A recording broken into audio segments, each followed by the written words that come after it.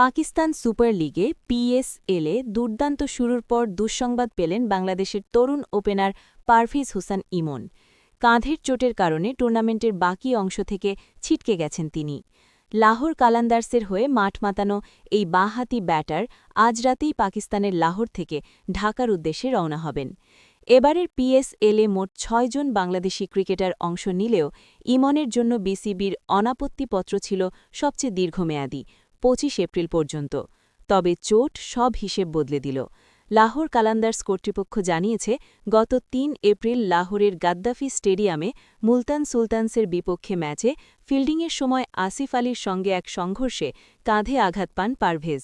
সেই চোট গুরুতর হওয়ায় তাকে ছাড়াই টুর্নামেন্টের পরবর্তী পরিকল্পনা সাজাতে হচ্ছে লাহোরকে। পেশোয়ার জালমির বিপক্ষে লাহোরের আজকের ম্যাচটি শেষ করেই রাতেই দেশের বিমানে চড়বেন পারভেজ হোসেন ইমন।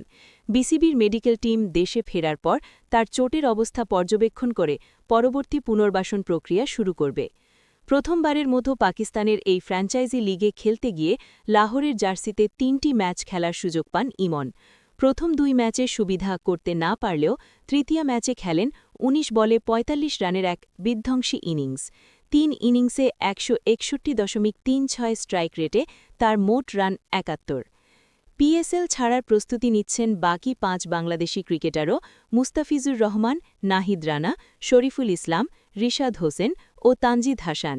নিউজিল্যান্ডের বিপক্ষে আসন্ন ওয়ানডে সিরিজের জন্য ১২ এপ্রিল পর্যন্ত তাদের এনওসি দেওয়া হয়েছে, ফলে আগামীকাল রবিবারই তাদের দেশে ফেরার কথা রয়েছে।